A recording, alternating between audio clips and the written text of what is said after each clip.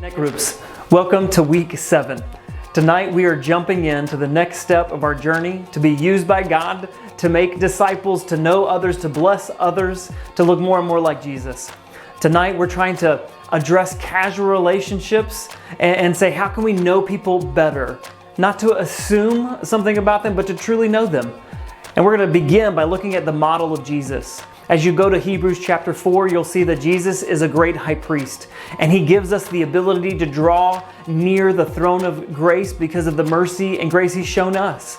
But in verse 15, you'll see that in his humanity, he experienced everything that we experienced and yet did not sin. But amidst that, the writer of Hebrews says that he sympathizes with our weakness, which means he truly knows what it means to be human. He truly knows what it means to struggle in this life with sin, relationships, with everything, yet he didn't sin. So as we look to model that in our lives, we're going to address two things. One, we're going to address the assumptions that we have of others. So you'll look to Proverbs and see how wisdom, how we know things leads to our actions, which means in our relationships, do you truly know those that are in your life? Do you truly know those who are in your church? Do you truly know those who are in your group? Because if you know them well, you won't assume, you will know. So the golden rule for you tonight is don't assume, ask.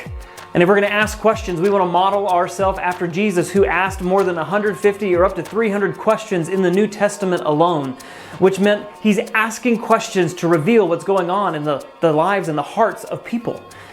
So if we're going to follow Jesus' footsteps, we should be people who are known, as James would say, that we would be slow to speak, we would be quick to listen, but we would also be aware to ask good questions.